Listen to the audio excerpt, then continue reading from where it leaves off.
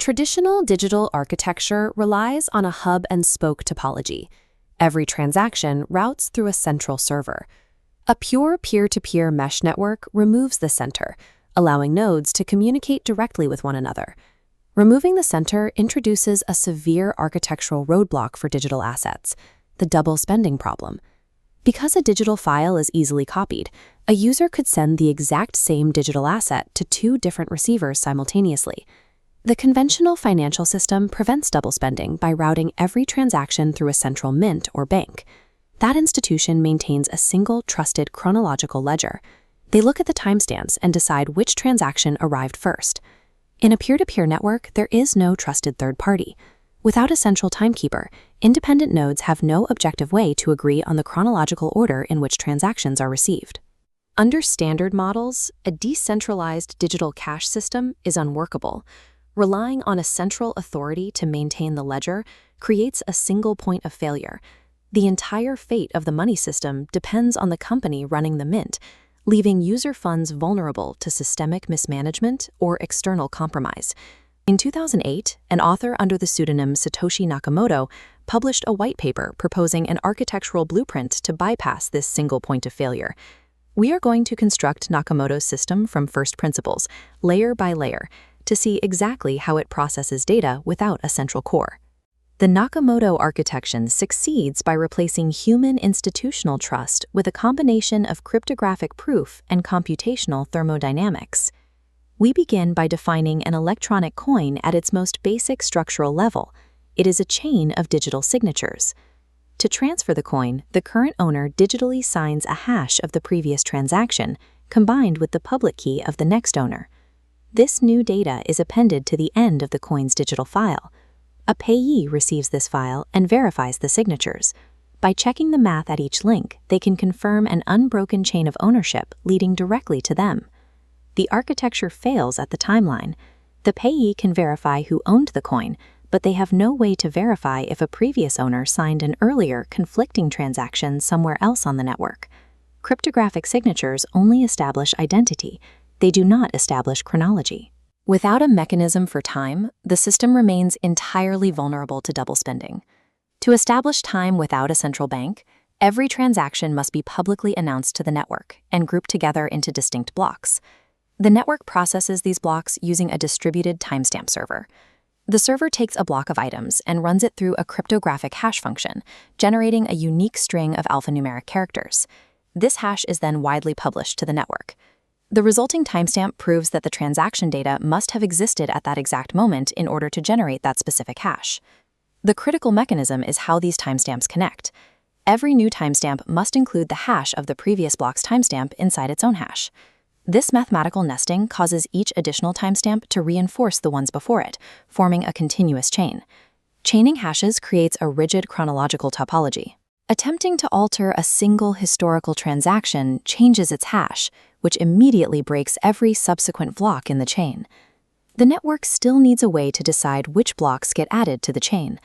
A pure majority vote based on IP addresses fails. An attacker could easily allocate millions of fake IPs to subvert the vote, a vulnerability known as a Sybil attack. To solve this, the architecture introduces proof of work.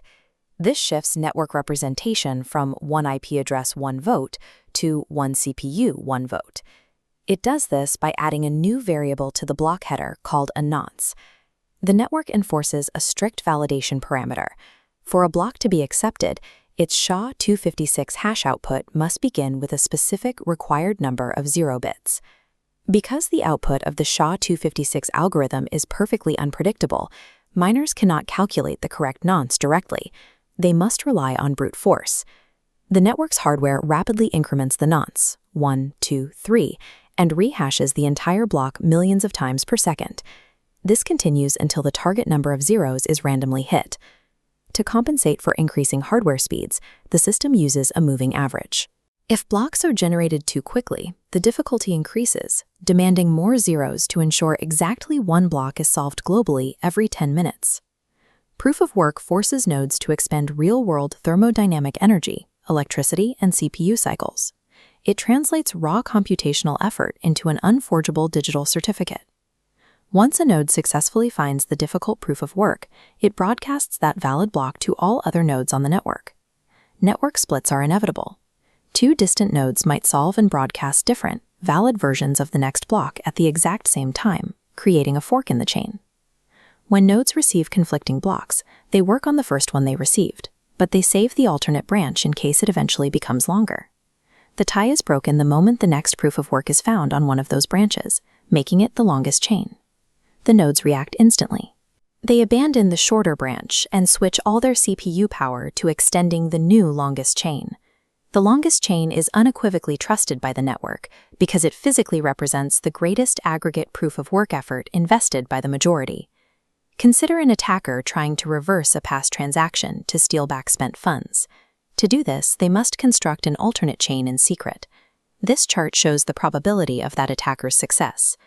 To modify a past block, the attacker must redo the proof of work for that block, plus every block chained after it, and then surpass the ongoing work of the honest nodes. This race operates as a binomial random walk.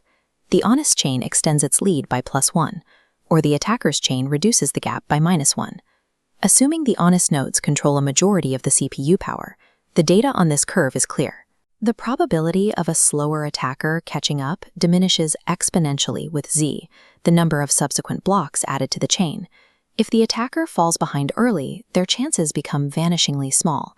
At a depth of just 6 blocks, the probability of rewriting the chain drops to fractional percentages.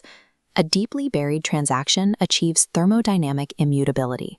Reversing it would require a statistical anomaly or an impossible monopoly of global computational resources.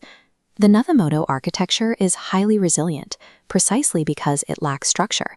Nodes work simultaneously with minimal coordination. They can leave and rejoin at will. When they return, they instantly synchronize with the exact state of the network simply by accepting the longest proof of work chain as the objective history of what occurred while they were offline. The hardware itself votes. Participants accept acceptance of valid blocks by working to extend them, and reject invalid blocks by refusing to build on them. The double spending problem is resolved by architecting a system where the laws of thermodynamics enforce truth. By tying data validation to physical energy expenditure, the protocol replaces institutional trust with mathematical certainty.